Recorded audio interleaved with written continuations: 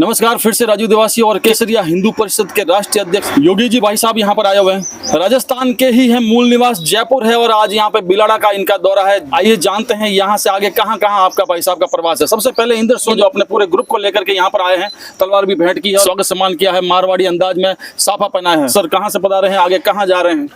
जय श्री राम, जय गौ माता। मैं योगेश शर्मा, राष्ट्रीय अध्यक्ष केसर हिंदू परिषद। आज बिलाड़ा में सभी भाइयों का मान सम्मान और आदर पाकर बहुत ही अभिभूत हूँ। और केसरिया हिंदू परिषद एक मुख्यतः हिंदू संगठन है, सनातन की सेवा में लगा हुआ है, जिसमें गौरक्षा, लव जिहाद का विरोध और तमाम प्रकार के जो भी अत्याचार या उपेक्षा हिंदुओं की जा रही है, उसके विरुद्ध हम लोग दृढ़ता से खड़े रहते हैं। हिंदू जनजागरण को चलाने के इस क्रम में राजस्थान ही नहीं और पूरे भारतवर्ष में हम लोग ये अभियान चला रहे हैं। आज जोधपुर से जयपुर जाते समय यहाँ भाइयों को सूचना मिली कि मैं यहाँ से गुजर रहा हूँ, तो उन्होंने कहा भाई साहब 10 मिनट का समय आप हमें भी दें। और ये स्वयं प्रेरणा से ये सारी काम हो रहे हैं। आज जानकर ये देखकर बहुत अच्छा लगता है कि युवा संगठित हो रहा है, हमारा हिंदू युवा संगठित हो रहा है।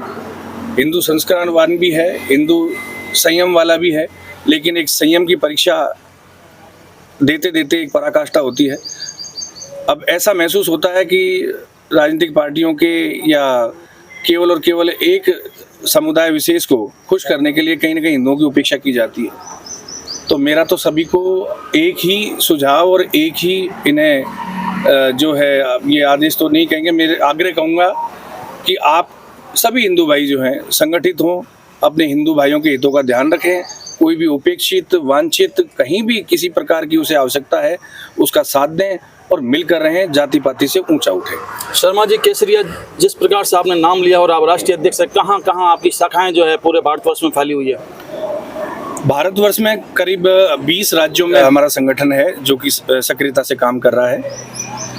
मैं मुख्यतः राजस्थान से हूँ, तो राजस्थान में तो हम लगभग प्रत्येक जिले तहसील में हमारी कार्यकारिणी बनाकर काम कर ही रहे हैं।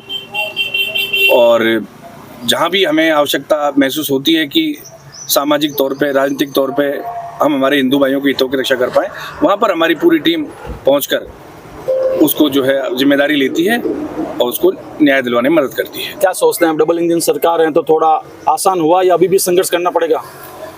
देखिए, पिछले अगर 10 सालों की बात करें, मैं ये डबल इंजन सरकार पे तो वापस आता हूँ, लेकिन पिछले 10 साल में हिंदू में जन जागरण आया है, निसंदेह आया है। कुछ काम ऐसे हुए जो सरकारों ने किए, चाहे उनको वोटरों को आकर्षित करने के लिए हो या जो भी हो, लेकिन ऐसे ऐसे काम हुए जो 500 साल से भी पेंडिंग थे। या अपन 370 की बात करें, राम मंदिर की बात करें, उन्होंने हिंदू समाज में एक नया जन जागरण और एक नई जान फूंकी है।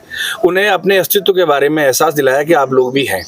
और केवल इन सब जो चीज़ों को चलते हुए आज हिंदुओं में अपने आप को, अपनी ताकत को समझने का, अपने हितों को लड़ने के लिए तो एक नई ताकत आई है। डबल इंजन की सरकार है तो कहीं ना कहीं इन्हें इस चीज़ का ध्यान रखना चाहिए कि आज अगर हिंदू समाज जो कि 80% जो वोटर है, वो जो मतलब मेजर जो कम्युनिटी है, वो लोग आपको लेकर आए हैं, तो केवल राजनीतिक महत्वाकांक्षा के चलते या तुष्टीकरण की राजनीति को नहीं करते हुए इस समाज का ध्यान रखना चाहिए।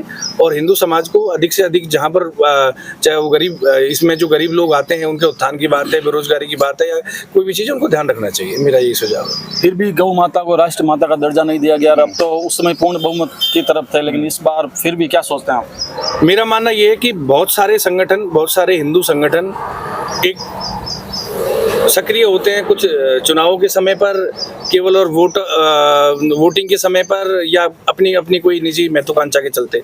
इन्हें जो अपना मुख्य उद्देश्य है, मूल उद्देश्य है, जिसमें गौ माता को राष्ट्रीय पशु बनाना जो हमारा है, जो कि हमारी माता है, ये जो होना है, इसके लिए मिलजुल कर एक बड़ा आंदोलन करने की आवश्यकता है। क्योंकि जब तक ये एहसास दिलाया नहीं जाएगा और तब तक ये इनको गौ माता का दर्जा, अपनी राष्ट्रीय माता का दर्जा मिलना मुझे जो थोड़ा मुश्किल लगता है। तो हिंदू संगठनों को सबको साथ आना चाहिए। और साथ ही साथ क्या है कि गौशालाओं को बढ़ावा देना, उनके अनुदान आदि उनको बढ़ाने का इनको करना चाहिए। क्योंकि गौ माता अब जब अनुपयोगी रहेगी, आज दूध उत्पादन के लिए अब समझें विदेशी होलिस्टर या अन्य कोई प्रजातियों को जब डेयरी वाला पाल रहा है या रख रहा है, तो गौ माता का उपयोगी होना, जब तक ये उसके फायदे और उन्हें प्रॉपर मैनेज ये जब तक गौशाला आदि को नहीं करेंगे तो ये मुश्किल है। तो दो ही मोटी बातें हैं, एक तो सबको मिलकर इसके लिए आंदोलन करना होगा और दूसरा ऐसे प्रयास करने होंगे कि गौ माता से हम जो ज़्यादा से ज़्यादा उसे उपयोगी पशु को कैसे बनाएं जिससे कि वो कत्ल खाने में नहीं जाए और हमारे भाई जो हैं उन पर झूठे मुकदमे दर्ज ना हो। आज लिंचिंग और 50 तरह की चीज़ें सुनने को जो आती हैं, जो अपना घर बार छोड़कर रातों में गौ माता की रक्षा के लिए रोड पर निकलते हैं, तस्करी से बचाते हैं, तो उनके इस तरह की चीज़ें नहीं हो।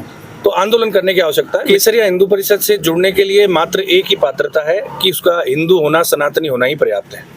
कोई भी भाई किसी भी जाति से आता हो वो हमारे संगठन में जुड़ सकता है। हमारे सभी जिला तहसील की कार्यकारिणी हमारी बनाई हुई हैं। हाँ, कोई डायरेक्ट हमारे जो प्रधान कार्यालय में फ़ोन करके भी अपनी जानकारी भेजकर हमारे साथ जुड़ सकता है। हमारा नंबर है 93 511 11 123। मैं अंग्रेजी में भी रिपीट कर दूं, 9351111123। इस नंबर पर आप अपनी डिटेल भेजकर कोई भी सनातनी भाई, मैंने जैसा कि बताया हिंदू होना पर्याप्त है, वो हमारे साथ जुड़ सकता है। जैसा कि शर्मा जी ने बताया कि अभी भी संघर्ष जारी है, क्योंकि कुछ चीज़ें ऐसी है जो अभी भी करवानी है, लेकिन उसके लिए संघर्ष करना पड़ेगा, भले ही बीजेपी की सरकार हो। हमारे साथ में यहाँ पर इंदर है। इंदर सोनी ने बहुत बड़े बड़े प्रोग्राम करवाए हैं। अभी बिलाड़ा में खाटू श्याम जी का एक पहला बड़ा प्रोग्राम आपने करवाया और काफ़ी मुकदमे भी झेले हैं। गौ रक्षक है। आपका पिछला वीडियो हमने शूट किया था, 3 लाख से ज़्यादा लोगों ने देखा था जब वो बॉस वहाँ पर आए थे। उसके बाद में फिर हमने बिंजवाड़िया रोड पे इनका खाटू श्याम जी का भी हमने जो है पूरा कवर किया था। आज वापस इन्होंने हमको बुलाया है। तो इंदर जी, युवा हैं, अभी भी जोश हैं, क्या सोचते हैं अभी? अभी अपनी मेरी सोच है भाई साहब, हिंदुत्व धर्म के प्रति हिंदुओं को जागृत करना है। जैसे लव जात के कांड हो रहे हैं, गौ माता की तस्करी हो रही है, ठीक है, इनको बचाना है और जितना हो सके मैं हिंदू संगठित कर सकूं, ये मेरी कोशिश है। मैंने बीच में भी देखो 3 साल घर बार सब छोड़ दिया था मैंने, हिंदू धर्म के तो पूरा डिस्टर्ब कर दिया आपने। 3 साल पूरा बिलाड़ा ही छोड़ दिया था मैंने, घर परिवार सब छोड़ दिया था हिंदू धर्म के प्रति और गौ माता के प्रति। लेकिन कुछ वो इतिहास है ना, हिंदू होकर हिंदू ने हिंदू के साथ गद्दारी की, वैसा ही सिस्टम मेरे साथ हुआ था। जो मेरे यार दोस्त थे, साथ में काम करने वाले थे, संगठन से जुड़े हुए थे ना, उन्होंने ही मेरे साथ चोट की।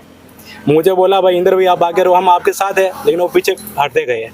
ऐसे करके वो लास्ट में ऐसी नौबत आ गई कि मुझे बिलाड़ा छोड़ना पड़ा 3 साल के लिए। मैंने 21, 22, 23 3 साल बिलाड़ा छोड़ दिया। 23 एंडिंग में वापस बिलाड़ा में आया हूँ मैं। अब है बाबा की कृपा है, आप सब भाइयों की कृपा है कि वापस हो गया हूँ सक्षम। अभी ये जो प्रतिष्ठान आपके? जी, मेरा श्री श्याम ज्वेलर्स के नाम से है, बिंजवाड़े रोड वीवो शोरूम के सामने। बिलाड़ा में संतोषी सीसीटीवी कैमरा जो हमने आपका इंटरव्यू लिया था, यहाँ पर रविंद्र भाई भी। रविंद्र भाई क्या बताना चाहेंगे? बिल्कुल, जय श्री श्याम। मैं यही बताना चाहूँगा, हिंदू एक ऐसी जाति है, इसमें कोई जात पात नहीं देखी जाती है।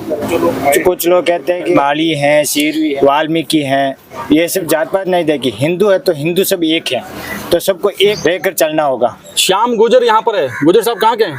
लांबिया के रहने वाला हूँ। मेरा तो यही कहना है, सब हिंदू बनकर रहो और हिंदू बनकर एक ही रहना है। और आप कितने साल से सक्रिय हैं? 4-5 साल, बीच में 2 साल छोड़ दिया था और बाकी पहले। लांबिया में तो आप लोग काफी प्रदर्शन वगैरह करते हैं, वहाँ से हाँ, बीच थोड़ा ज्यादा है पहले से। जी, हिंदुत्व का मेन वही है, वहाँ गढ़ है, वहाँ पे गढ़ है। जय श्री राम। जय श्री राम।